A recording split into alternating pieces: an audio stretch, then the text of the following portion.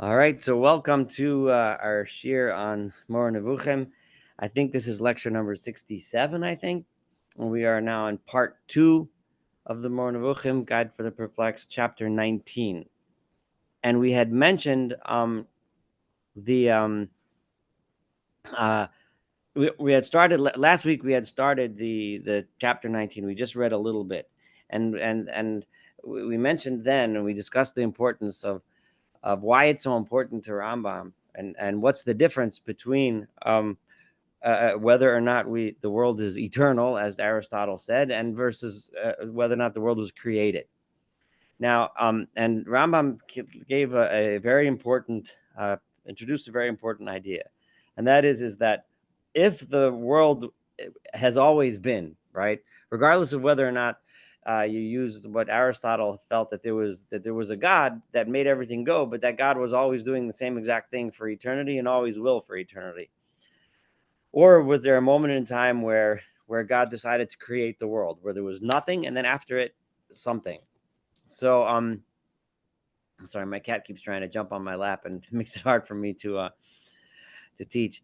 So the important thing is that if the world was created by a supreme being, or whatever term you want to refer to God as, and then there's a purpose, right? The God did it for a reason, right? We don't know what that reason is, or we may not be able to know, or we may be able to try to figure out, but it introduces the concept of a purpose, of a reason, right? If everything is the way it is because that's the way it is, in other words, there's scientific rules that guide the nature of reality. Those rules have always applied, and because of those rules, everything is exactly how it is, and therefore everything always was and always will be. So then there's no purpose, right? There's no point to it all, right? It just is. Why? Because it is, right? So, and Rambam introduced that idea. Now, so the relationship between Yesh Me'ayin and the idea of a purpose to the world, and that God creating the world for a reason, is really central to this argument between Rambam and Aristotle. And frankly, this argument is exactly the same, right, as the argument that still continues to this day, right? And that is because in this chapter that we're going to study this week, chapter 19, it's going to be very long, and I can't help it. I promise we're just going to keep going straight through, no matter how difficult and long it might be. And there's going to be a lot of concepts and ideas that are drawn from Aristotelian astronomy, in this case, of this part of this paragraph, this chapter. But so at many points it might start sounding to us really weird, because this is stuff we're way different nowadays understanding than Aristotle. But the basic concept is really the same, because if you look at the world and you say like this, there's a bunch of scientific rules that guide the way everything is, right? And those are the rules of physics, chemistry, biology, whatever. And because of all of those rules, and those are all based ultimately on the nature of matter and atoms and molecules, and then the nowadays we know about the subatomic particles, quarks and whatever, but because of the nature of how these things work, and the various laws that govern the way they work, that's why everything is the way it is. It has to be that way because those are the rules, right? So that's that. Or do you say that yes, these are the rules that govern the world, but there was a moment when none of those rules existed and anything could have happened, but there was a being, we'll call him the God, who decided to put these rules into play. There's another and make the world the way it is. And why did he pick these rules? Because he had a reason to do it. And ultimately, what we're going to learn as we go through the Rambam is what's the reason. Well, we're never going to get to know the reason with the capital T, but the reason with the small t, we're going to explain, is in order for there to be people on the world who fulfill God's purpose, who keep God's Torah, who live the kind of life and lead the kind of lives that God wants us to lead. Right? Ultimately, we're not going to get there in this paragraph, but ultimately that's where we're going to go. So now that we have that idea, right? I want to recommend there is a really good podcast called From Physics to God, that I highly recommend. It's another some people took my advice and listened to the podcast that I suggested last week. So this is another one I'm suggesting. If people want to know the link, I could send it out after the lecture. But also discussing this idea. But anyway, let's go. I'm in the middle of the small chapter in the middle of page 303 in the Pines. So basically, he goes in a quick mention of impossibility, right? Of the nature of impossibility. Now, Rambam doesn't go into this in length here. On that podcast that I referred to last week, you can listen to the idea of can God do something that's impossible, right? And that question starts to create a whole bunch of mental gymnastics and confusing situations. But the bottom line is that Rambam is of the opinion that the nature of impossibility cannot be abolished. So something that's impossible is impossible, as we shall make clear later in part 3, chapter 15, and we'll get to there. So he just made a side mention, which is why I went off on that tangent last week. But now I'm going to go on to as follows, the next chapter. And I might, in some of these chapters, run through them a little quickly because they're kind of long, but let's work through them. My purpose in this chapter is to explain to you by means of argument. Now, this sentence is a really, really crucial sentence. By means of arguments that come close to being a demonstration. In the Rambam's terminology, in the way Pines translates, the word demonstration refers to a proof, right? A proof means it is that way. The Rambam has so far always been using, and Pines has been translating it this way. When he uses the word demonstration, Rambam means it's something that is a fact, right? It's a proof. It's been scientifically proven. It is what it is, right? And the Rambam is making it clear, right, that I'm going to make close to you by means of arguments that come close to being a demonstration. In other words, all of my proofs, which I'm going to prove in a minute, right, that what exists indicates to us of necessity that it exists in virtue of the purpose of one who purposed. In other words, that the entire world, the entire universe exists because God had a purpose for it. And he therefore purposed it, meaning for this I'm creating this world in order to achieve a certain outcome. This, by the way, is what we call, it's in the language of religious philosophy, this is called the teleological argument for God. In other words, God wanted a world with a certain result, right? We look around us and we see a world in which A, B, C, D, E, F, G is all happening. We see all this stuff happening. So clearly, someone, God, created the world in order to achieve that result. The world could have been in an infinite number of other ways, but it isn't. It's like the way we see it. So therefore, it must be that God chose it to be this way. That's the teleological argument in a nutshell. I'm not saying whether it's a good argument or a bad argument, but Rambam is making that argument, and he's saying, he's not exactly making that argument here, but he's referencing it, right? But I'm telling you that what exists indicates to us. In other words, when we look at the world that exists, it indicates to us that it exists because God had a purpose for it, right? But remember what he said, it comes close to being a demonstration. This is Rambam admitting up front, and be aware that I know, Rambam says, I know that I will not prove it to you. This came up last week and the week before, right? Rambam is making it extremely clear that these proofs are going to come close to a proof, but there's always going to be an out, right? You're always going to be to disprove me, right? So you're going to say that it's not 100%. So, and to do this without, and then he says, if you remember at the end of book 1, the Rambam brought the arguments of the Mutakalamun. And the Mutakalamun believed in the theory of the atomists, which goes way back to the Greek times. And the atomists believed that everything can break down into tiny little particles, and all those tiny little particles are identical.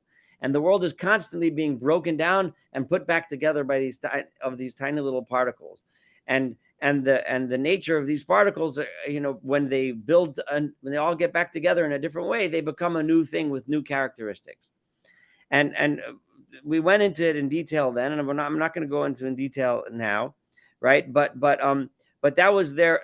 But they used that whole philosophy in order to prove that God exists. And then Rambam brought those proofs, and then Rambam said that I don't like those proofs, and he disproved them, right? So I'm not going to go that. I'm skipping a few sentences. And if you look about 8 or 9 lines down, Rambam writes a sentence, do not think that they have also said what I shall say, right? right? They're not saying the same thing that I am. So if you think that I'm going to try to use their proofs, right? And I'm not. I'm using a different set of proofs. I'm using my own. On the other hand, there is no doubt that they wished what I wished. The result, in other words, they were trying to prove that there was a creation and there's a creator. I'm trying to prove the same thing. So here's Rambam saying that I and these Islamic philosophers are ultimately trying to prove the same thing, but I don't agree with their methods. I'm telling you my own method of proving it. They also have mentioned the same things that I shall mention and observed in them particularization. And many of the things that I'm going to look at and discuss, I refer to this particularization. What is particularization? Particularization means that everything, every object or creature or whatever in this world has a specific qualities about it that make it different from the next one, right? So you and I, we're both people. Well, one of us is taller, one of us is shorter, one of us is lighter, one of us is darker, one of us is male, one of us is female. So there's differences that make me different from you, right? Or more extreme, there's differences that make me different from this cat who can't stop jumping on my lap, right? So we're different in certain things, right? So so and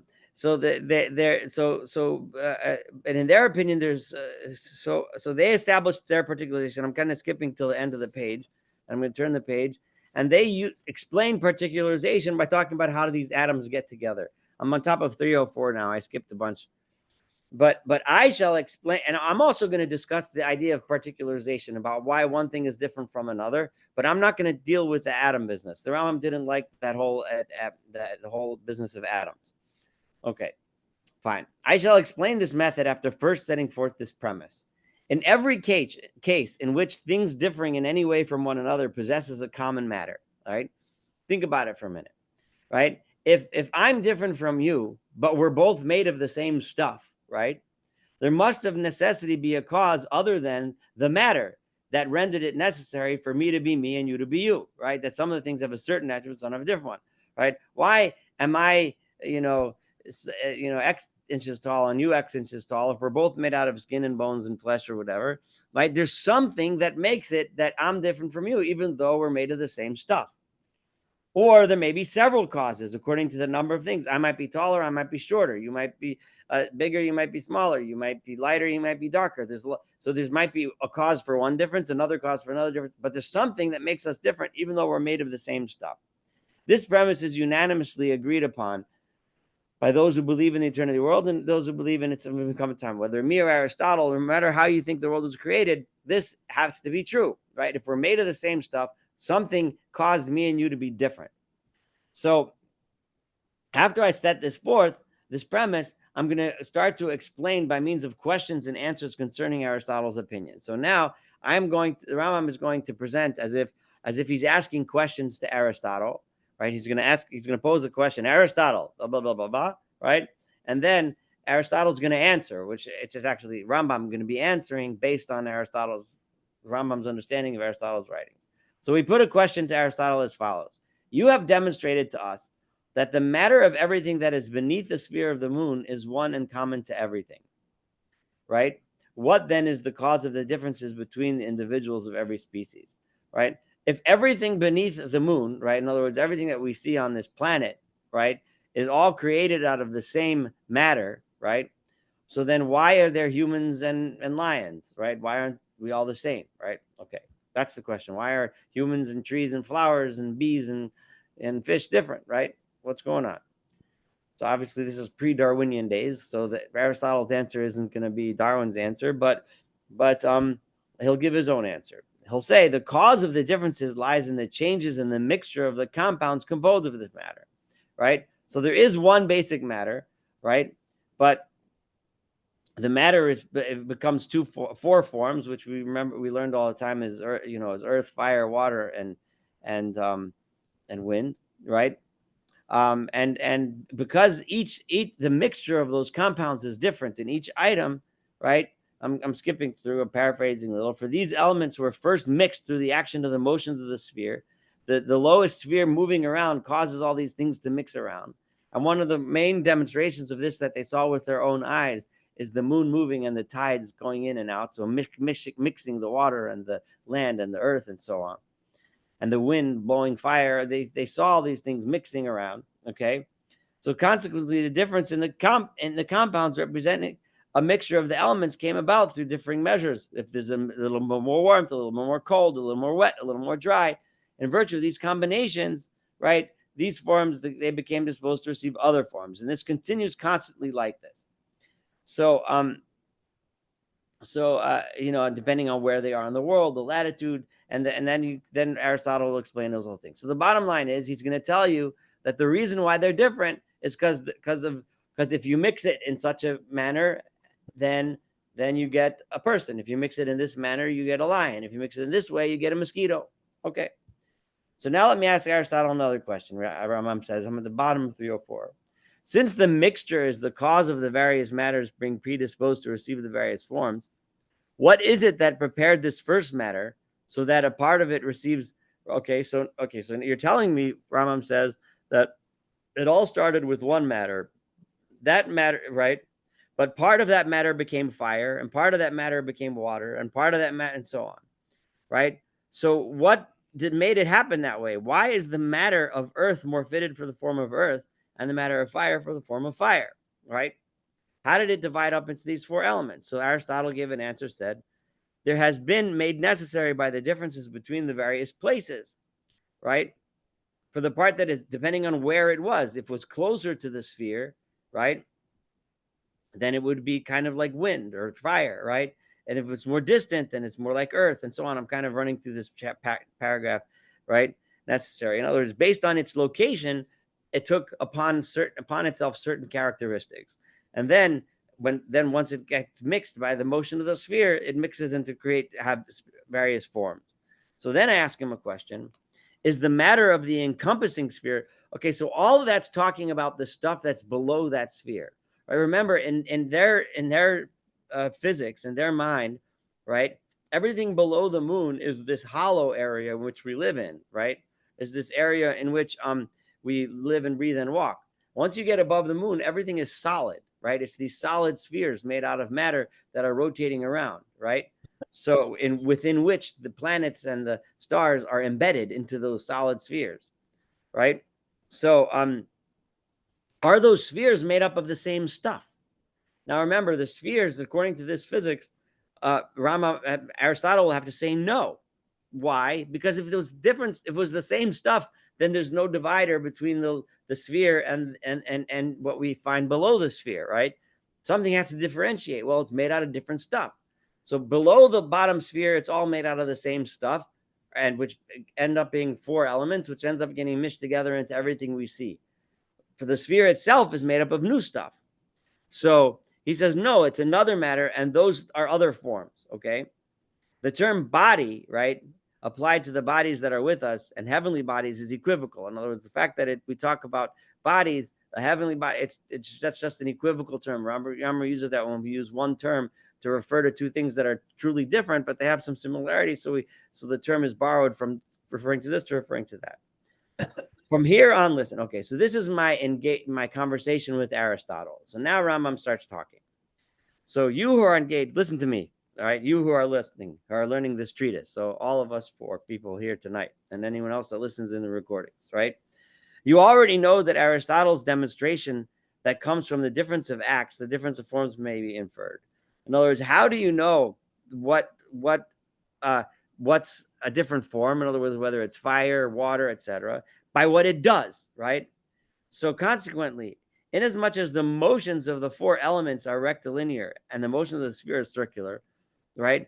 Rectilinear meaning that they don't move in a perfectly circular manner. A perfectly circular manner, Rambam said several times, is a motion which is the only one that keeps on going and going and going. Everything else has a stop and a start. So rectilinear means it's going around in some other shape or form besides a circle, right? Which necessarily is going to crisscross, it's going to end, it's going to, so on. So on the matter of these elements, because we see that everything underneath the sphere of the moon moves around in a rectilinear fashion, right? Remember, they're not thinking that the Earth is moving round and round like they're thinking the Earth is stationary, right? So and everything above it is going round and round, right? And this is correct according to natural speculation. It's just what you see, right? So as you have also found the elements whose motions are rectilinear differ from one another with regard to direction, right? Some of them going up, some of them down. I just turned to page 306. So, and likewise, it has been found in considering those that move in the same direction, one is more rapid and the other is slower, and so on. And that's how we know, right, that there are four elements, and depending on how they mix, there's different qualities of things going on in this world that we see. If one has recourse to this very kind of inference, it also follows necessarily that the matter of all the heavenly spheres is one, as all of them have circular motion, right? All the heavenly spheres are going around in the same way. So they're all made of the same stuff. Whatever that stuff is, it's the same stuff, right? And that the form of every sphere is different, that even though the matter is the same, the form which they take, right, is a little different, because some of them go from one direction, east to west, other west to east. Some of them go faster, some of them slower. So now I'm going to ask you another question, he says. I'm going to ask this next question to Aristotle. Since the matter in question is common to all the heavenly spheres, right? All the heavenly spheres are made of the same stuff. However, every substratum in them has been particularized as to receive a certain form other than the forms received by the others. Now that in these spheres, each one has a different form, right? They're moving a different way. They have different stars in them, different number of stars, different forms of stars, etc. What made one different from the other, right? Is there beyond the sphere something else, right? What else made this sphere different than that sphere? Is there something else, right, to which this particularization can be attributed except God? What are you going to attribute to? There has to be some other being making that decision, right? Because everything down here is because of the moon sphere that's above it, right? Well, what's above all of those spheres that gives those different qualities to each of those spheres? So now, so in other words, Rambam keeps on asking the question higher and higher and higher. Okay, so as he's going up in the spheres, literally, right? Here I shall call your attention to the depth of Aristotle's penetration. Like, he gives Aristotle a compliment right before he blasts him, right? And he says, his extraordinary apprehension, he was so smart that he realized this problem, right? So, we're on page 306, in the middle of the page, reading the last very long paragraph. And to the extent to which this objection undoubtedly pressed hard upon him, so that he wished to escape from it by recourse to means in which the nature of that which exists did not help him, right? Because over here, right, he couldn't find a rule of physics to explain this, right? So he doesn't really mention this problem, Rambam says, explicitly, but he acknowledges it implicitly. It appears from what he says that he wished to bring order for our benefit into the being of the spheres, just as he brought order of the existence of that was beneath the sphere. In other words, he explained this world really great, but how did he explain those spheres up above there, the upper world thing? So he wished to do this in order that the whole should exist in virtue of natural necessity. He wanted to do this to explain that there are scientific rules that explain those spheres, just as there are scientific rules that explain this one, right? It had to be that way because those are the rules of science. So the whole, he wished, and not in virtue of a purpose of one who purposes according to his will, whatever it be. He did not want to resort to saying that the reason why the spheres are the way they are is because there is a reason. I know that still sounded repetitious, but that's the point. The reason is because there is a reason, because the world had to be this way in order to achieve the result, which is the universe that we live in order that we should result in the lives that you and I are all leading, right? So, and the heavens had to be that way because that's how God decided they should be. Again, this is the teleological argument for God. The world is the way it is, right? We see the world as a place where people are living in the way we're living, and the world is functioning in the way it's functioning, right?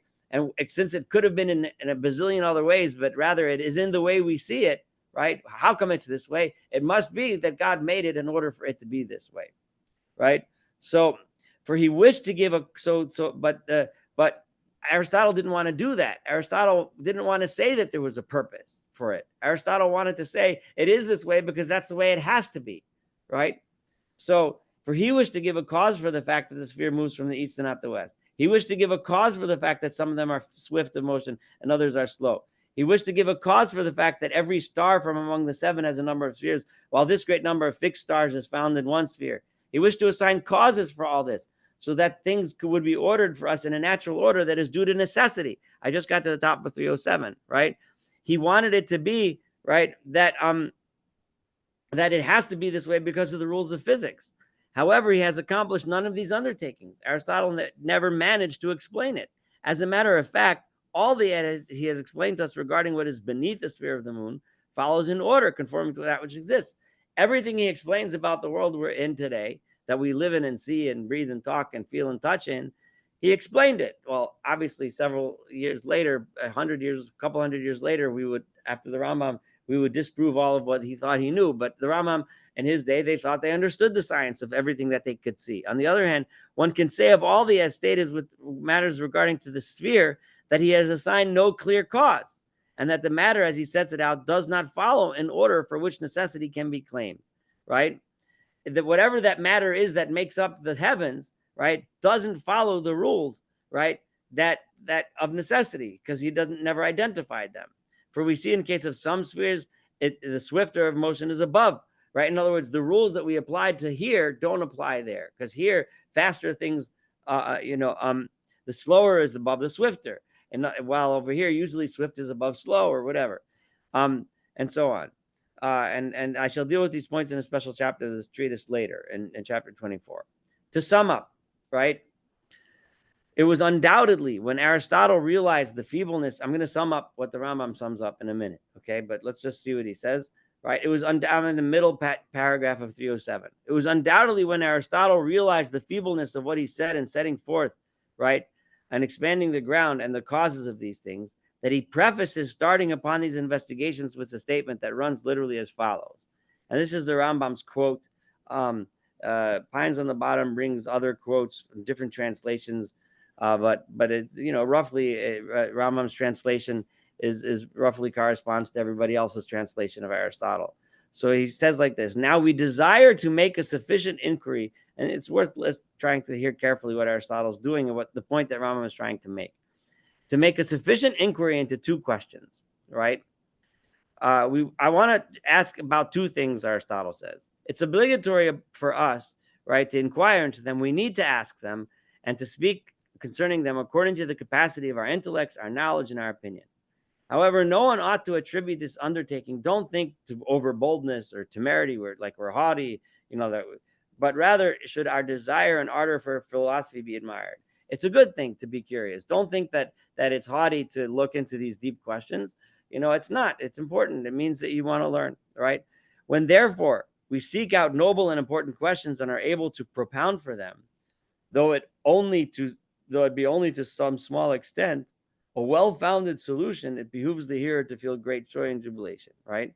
So if we seek out important questions, and then even though only sometimes we actually find answers, the tremendous amount of joy that we feel when we find a good answer makes it worth the whole thing. This is literally what he says. So in other words, Aristotle is admitting up front, right, that we don't really know the answers to all the questions. Okay, so what the Rambam is saying is that ultimately, right, Aristotle, who he viewed in his time as the pinnacle of science, right, was admitting that we have no idea what's going on in the heavens and why it works the way it works, right? And it just does the way it does. Okay, so that's the point. And Billy, I see that you came now, but if you look on page 303, right, he said when the last paragraph, which says, "My purpose in this chapter is to explain to you by means of arguments that come close to being a demonstration," right? So the Rambam is telling us up front that all of the arguments that he's going to make to prove that there is a creator and a creation only come close to being a proof. A demonstration in Rambam's language is a proof, right? They don't actually prove anything. I mean, they indicate and they come close, but they're not an actual demonstration. So now, and because the Rambam is about to use that came up in the last two lectures, right? The Rambam is admitting that I'm going to give you an argument that might sound really good, but I understand that it's not an actual proof, right? This is okay. So it has thus become clear to you, I'm at the bottom of 307, that he was indubitably aware of the feebleness of those assertions. He knew that he had some weaknesses in his argument, and all the more so since the science of mathematics had not been perfected in his time. And since the motions of the sphere were not known in his time to the extent to which we know them today. This is fascinating here. So the Rambam is clearly saying that he understands the advancement of scientific knowledge, right? Now we know a lot more about astronomy than Aristotle did, and now we know a lot more about mathematics than Aristotle did. So in particular, and we still don't know or understand what's going on with the heavens, right? So it appears to me that his assertion in the metaphysics that a separate intellect should be supposed for every sphere, right? In order that there should be something that would particularize every sphere by means of some motion. In other words, the way he explained it, right? He's tried to say that each one has a different intellect, right? That decides how it goes, right? We shall explain later on that he gains nothing by this. It doesn't help. It still leaves too many open questions. With regard to his saying in the text that I've set out for you, according to the capacity of our intellects, our knowledge, and our opinion, I shall explain to you the meaning of this, a meaning that I have not seen set forth by any of the commentators. When saying our opinion, he means the opinion that the eternity of the world, that it was never created. When he says our knowledge, he means that he has in mind the generally accepted point that each of those things has a cause and a ground. Okay. When he says our intellects, he's referring to in our incapacity to assign causes for things of such perfection and accomplishment. For his statement regarding the rapidity of universal motion and the slowness, right? Because he has recourse to a strange and bizarre cause. I can get into that.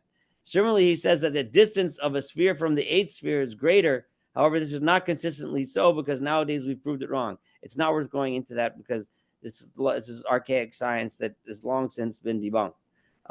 Right? There is something even more striking, namely that spheres beneath eighth move from east to west. Again, I'm gonna bumble over this a little bit. And it's not just me. Almost every commentator on this says, this stuff is long under the bridge. It's not worth really talking about this debate here. However, right, know that on the basis of the bottom line of all of this is as follows, okay? That the Rambam laid out Aristotelian physics with the spheres and all that stuff. And he said that when you talk about everything on this world, it all makes sense. We got it all. It's all worked out. It has the four elements, how they mix, how they do. Fine, it's all good, right? But what about the heavens? They're made out of different matter. So then, if they're made out of, but it's all the same matter, why does this one look like that? Why does this one go spin like this? Why does this one spin like that? Why does this one have 100 billion stars and this one have only 10 billion stars? Why does this one have a star cluster here and there and this one has only 2 stars scattered here and there?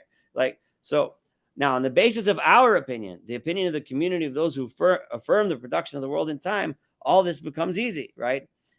For we say there is a being that has everything has its quality because God decided that I wanted to build a world with these particular qualities, right?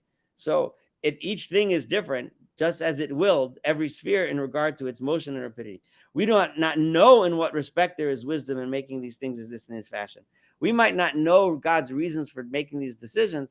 So this is in part one of the Rambam is touching on one of the arguments for God that still bounces around today, and that but it somewhat sounds a little bit like what people call God of the gaps, like, which is when science gets to a point where we don't know the answer, right? So then we say, well, it must be because God wanted it that way. But it's not. It sounds a lot like that, and Rambam is a little touching on that. It's one of the weakest arguments for God out there for a whole host of reasons, which I'm not going to get into right now. But although he is touching on it, he's not really saying that. What he's really saying is that we see a world with a tremendous amount of particularization, right? The same matter, the same stuff, the same rules. And this is still true today, right? I mean, the stars, ultimately everything boils down to, protons, electrons, or even the subatomic particles, right? Smaller than those, right? But ultimately, everything breaks down to a certain thing. But it could have, so many different things could have happened and resulted in so many different ways. But what we have is a world where each and every piece of the universe is a certain way and has a certain quality, and it has a certain thing about it, right? So, and it could have been, and if all of those things didn't intertwine properly and they didn't exist exactly the way they were, we probably wouldn't be here, right? We wouldn't be having this class and discussion, right? So the fact that the whole universe resulted in what we see and not in any other myriad of a bazillion different ways indicates, but does not prove. Remember, Rambam says from the beginning that I know this doesn't prove it, right? But it indicates that there probably was somebody, God, who wanted to make a world like this. And that's why he made all of these particulars the way he did. Okay. Now, Rambam understands it's not a proof. And why? Why wouldn't it be a proof? And this was a well-known thing in the debate circles of the Rambam's days. It's because there were already people then talking about, well, maybe there are infinite worlds, right? But maybe a bazillion of them self-destructed because they didn't work, right? This is just the one that worked, and that's why we're here. Or maybe we don't see all the other ones. Or maybe there's a 1 in 100 bazillion trillion chance that a world will exist exactly like this one does. And it just so happens to be that that's what happened, right? Like somebody's going to win the lottery. The guy that wins the lottery, right, walks around, he only 1 in a billion chance, but he's the one, right? So we just happen to, so it doesn't prove it, right? But it does make you think, right? Like, that there must have been a reason for it to be this way. It makes you think there probably is. Now, there's a lot more to talk about in these arguments. These are debated all the time between atheists and non-atheists. But this is what Rambam is presenting here at this point. Now, if Aristotle had been able, as he thought, to give us the cause for the differences between the motions of the spheres, so that these should be in accordance on top of 309 with the order of the positions of the spheres with regard to one another, this would have been extraordinary. In that case, the cause of particularization would have been constituted by the difference between the motions of the spheres, right? In other words, he may have been able to, right, explain it to us, but he couldn't. However, things are not ordered thus, as I've explained to you.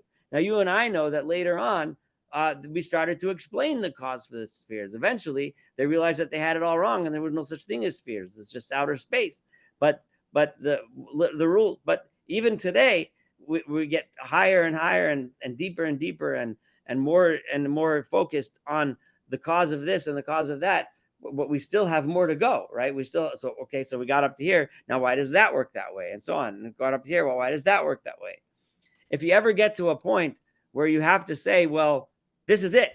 It is this way because it is, right? Because this is just the scientific rule that answers it all, right? The grand unified theory. That's when you'll have proven Aristotle right? But if we keep on going and on and everything, well, but why is that way? And you keep on asking the question, but why is that, et cetera, then you've proven Rambam right. Because at some point, right, if it has to be a certain way, then we have to eventually find that rule, right? And the Rambam is saying that no matter how high you go, and in his day that was Aristotle, right, you end up not being able to explain the spheres. Nowadays, you and I will say we can't explain, I don't know, whatever it is that science is up to now, right? So that would be the difference. And then you'd have to say, well, that it must be, it was made that way by God, or not it must be, but probably it was made that way because God wanted it to be that way, because the end result of that rule is the world that you and I live in today. Now, if you really want to hear this out, I very highly recommend that podcast, Physics to God. It's 8 podcasts. It's called Physics to God, and I highly recommend it because these guys have an incredible understanding of modern physics and of modern theology, and it's becoming increasingly clear in the world of physics, right? And this is just fascinating that the world runs based on a certain number of constants. I think it's 20 something constants, right? That the entire universe is based on certain mathematical numbers, like the strength of gravity is, and you fill in the blank, and that's just the way it is. And all these 27, we seem to be very close to being at the place, right?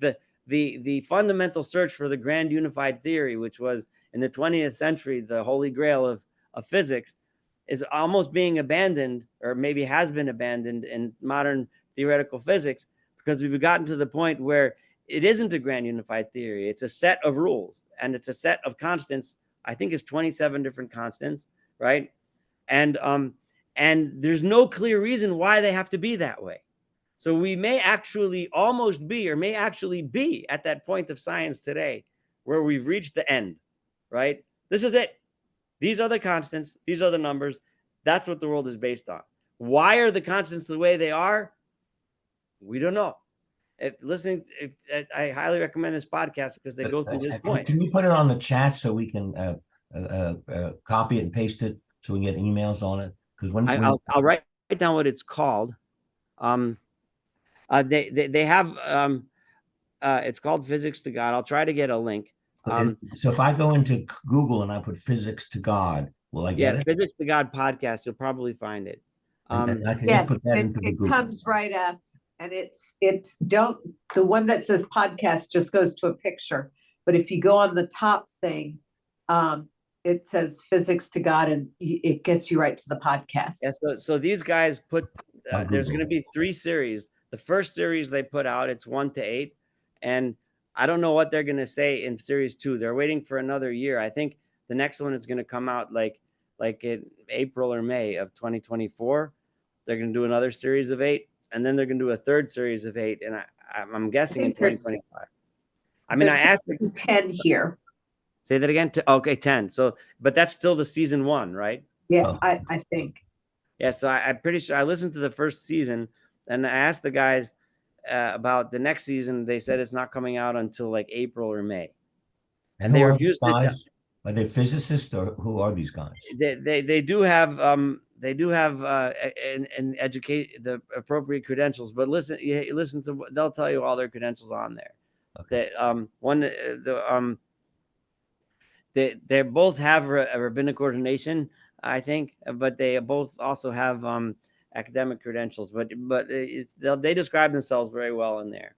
And then I don't know what they're going to say the next season. I'm just sitting at the edge of my seat. But even in the first season, it's very highly worthwhile, because if it's true that what they're positing in there, and that is, it's they're basing this on the state of current modern physics today, if it ends up that we end up with 10 rules, right, or 12 rules, or I think it's 27.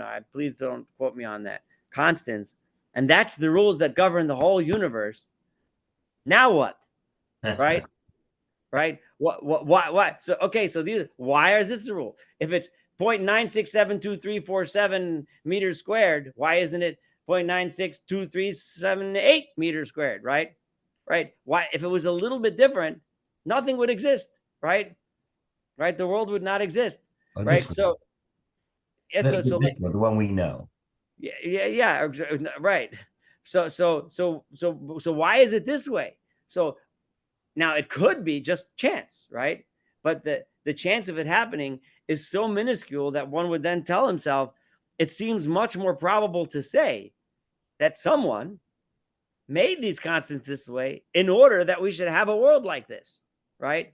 And now, if that is exactly what Rambam is saying, right? Now, Rambam is using language that doesn't refer to constants, and they didn't even know what gravity was, right? But let alone what the mathematical formula is to figure it out, right? Can I ask this question? Why is that any different from what a rabbi told my son many years ago? Charles Smith. If you look at a car, it's true, you could take a bunch of pieces of metal and screws and stuff and drop it from a plane. And maybe when it lands on the earth, you get a car, but it's highly unlikely. So this is the proof of God, because there are cars and it's not by random. Is that any different from what you're saying here? It's similar in many ways. That's the argument from complexity, right? Which is very similar and very closely related to the argument from teleology, right? So the teleological argument makes the argument that if we have a world that looks like this, which is basically saying it's so complex, it had to be so complex in order to create what we see, right? There must have been somebody who sat down and said, this is what I want to make. Right. So it is, to a large degree, that same argument. The only difference is in that Rambam is very willing to keep searching, right? In other words, he says, first of all, he understands, he said off the bat, the first sentence was that it comes close to a proof, right? Because it's still possible that a car, like you said, just happened, right? Right. So it doesn't prove it, right? This is very important. The Rambam is extremely humble in his assertions. I get that it doesn't prove it, because somebody can still come along and say, well, if there's a 1 in a bazillion trillion chance, well, it happened, right? Right. And the other thing is that I'm sorry, you can also infer from purpose, right? If we live in a world and we feel that there's a sense of purpose, there must be a sense of purpose. We go, right? We're all searching for purpose. It's like it's built into the world that there's a reason why we're here, So, but actually, but that wasn't the point that I wanted to make. The point that I want to make was Rambam is not telling us not to keep searching, right? In other words, he asks those questions of Aristotle, right? Of the science that he looks up to. He doesn't say we shouldn't try to figure out what the nature of the heavens are. The Rambam himself said, right, now we're learning more about astronomy than Aristotle knew, right? So he doesn't say that we should sit back and say, oh, the world is the way it is because that's the way God wants it. So why bother studying science, right? Right? Rather, the Rambam is saying we need to keep doing this search because mathematics advances, right? Astronomy advances. And nowadays, every other body of science advances, right? We should constantly keep looking more and more and more and more and more, right? And even though, in theory, that might lead to you concluding that Aristotle is right, right? Because if we keep on going and going and going and going, right? And we find out how just everything is the way it is because it has to be the one law that states that this is how it has to be, then you've just proven that God doesn't exist. And the Rambam's not afraid of that, right? He's telling you, no, keep looking, right? And Rambam is telling you now, when I look at this, I end here at the sphere of the moon. After that, it doesn't make sense anymore, right? You and I might end somewhere else because we're 1,000 years later, right? But anyway, but it is the same kind of argument, and there's that argument's been debated back and forth over the years, and one of the answers to the argument, like Darwin was one of the guys who really wrote against that argument because he explained the complexity of life. Like people said, why is there hundreds of millions of different species of animals and each one is a little bit different than the other one? It's so complicated, so complex. They're so different. It has to be God designed it. The same thing like the car argument, right? And Darwin said, no, I'll tell you how it happens, right? The mosquito, this bird is yellow because there's yellow flowers on this island. And if the birds that were red got eaten by the eagle, right? And this one is green because they have a lot of green grass, so on and so forth, right? And it evolved. So he explained it, right? Which is good, which is great. But okay, but let's keep going and let's keep going and let's keep going. Let's see where all this knowledge leads us to. And the Rambam is saying you're eventually going to get to the point where it's still going to be incredibly amazing, incredibly wonderful, incredibly complicated, right? But there won't be a reason anymore, right? And you're going to have to say, well, either it's just random, right, which is a crazy chance, or it happened because God willed it that way, because God wanted the result that we see in front of us today, right? So anyway, so a fact which makes it's a long chapter, and I was hoping to finish it today, but we're almost done with an hour. Can I ask what does it mean to say God willed it? I don't know. I hear the words. I don't understand it. You shouldn't understand it. It's good that you don't understand it. Because remember, Rambam said many times, right? When we say God willed it, it's simply our way of describing, right? Obviously, God doesn't have a will. He doesn't have a, right? But for whatever it is that God does, which we'll never be able to understand or explain, right? The world came about because God willed it that way, right? And I'm using the English word willed because I'm a human being and I could only describe things and concepts that human beings can grasp, right? And that by definition, you're unable to express it or understand it. So you're just using just a random combination of letters and sounds. Is what exactly, right. There's a lot left this chapter, but it's going to be similar. The second half is going to be similar to this, but we have to stop here because I can't hold it. It's hard to, we can't keep on going, but I do have a few more minutes for more comments and questions. I won't comment because I've just convinced myself that it's a random collection of sounds and letters that are emerging from this exchange. Right.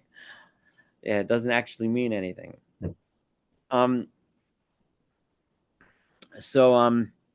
Yeah, I mean, this is it's gonna be interesting. It's gonna be fun. I mean, I hope it already is. We have to plug through a whole bunch of chapters. All this section is all about these kinds of philosophical arguments that go on to this day. I keep trying as hard as I can to bring it back to our century because and I know that it's fraught with some mistakes when you do that, because our science is so different that I don't know if Rambam would have said exactly what I'm saying here. He's saying, but I'm trying my best to show how these ideas are relevant, even are very relevant today, even if you take out all of the business about spheres and the matter that they're made of and all that stuff, which we know today is completely wrong. And nowadays, where we do know a lot about what goes on above what Rambam would call the sphere of the moon, right? Underneath the sphere of the moon is Rambam's equivalent of saying what's on this earth that you and I know, right? Now, we two things. First of all, we do know a lot more about the world above the moon, right? The universe, because we have instruments. We even went there, right? But we have instruments that can measure it. And we also know that the world that Rambam thought he knew, he didn't even have an inkling of what it was, right? Of the different kinds of species and and the incredible amount of knowledge we've learned about the biology of the world we are in, below the moon. But it's still relevant. It's still important, and we could still learn from these things for today. So I'm trying to emphasize that. If there's no more comments or questions, is there anyone? So Rambam would not have believed in like the statement of the heavens. It happened in the heavens. What, and absolutely not. Right. Yeah. The Rambam said, I think it was last week, he even said a quote, right? The idea that, God dwells in the heavens just means that when we look to the heavens, right, we see things that help indicate to us that God exists, right? And Rambam is going to say soon, we didn't get to it this week, but we'll say it next week, right? That we look to the heavens, we see these proofs, because when we look to the heavens, what do we see? We see so many things that we can't explain, right? Right? We see, I don't understand. Why is this sphere different from that sphere? Why is this matter go this way and the other matter goes that way? If they're the same matter, all these questions, right? So when we look to the skies and the stars, we start to think there must be a purpose. There must be a God who made it for a purpose.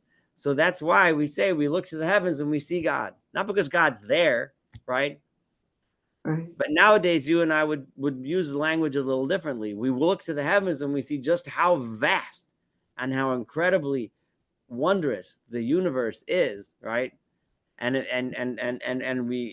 we're just so impressed with the complexity of and the beauty and the grandeur of what we see that we start to tell ourselves, well, this either happened because it's just randomly those 27 constants happen to actually be exactly this number, just happened to be that way, or no, those constants are that way because God wanted to make a world and a universe like this. So yeah, but God himself isn't in the heavens in any way, shape, or form, right? He isn't in any particular place. Does that answer what you asked? Yes. Okay. And Rama did say that last week. I think it was maybe it was 2 weeks ago.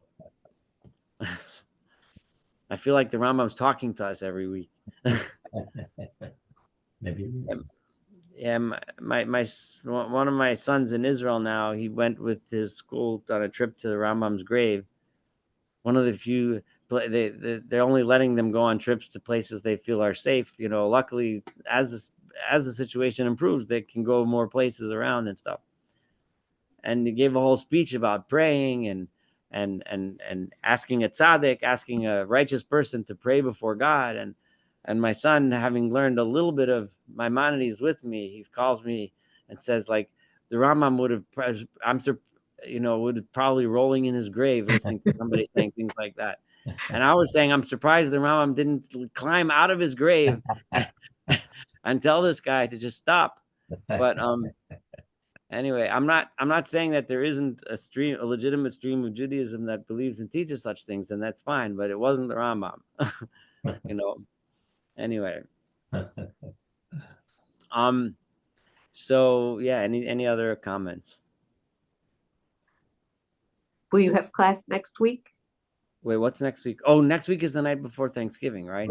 Right. So no, I'm going to be flying to New York to be there with my parents and my sister. So I'll be flying Wednesday night. So yeah, not next week, the week after. Okay. Happy Thanksgiving, everyone. Thank you. So 1 week off. All right, take care. Bye-bye. All right. Thank you. Bye.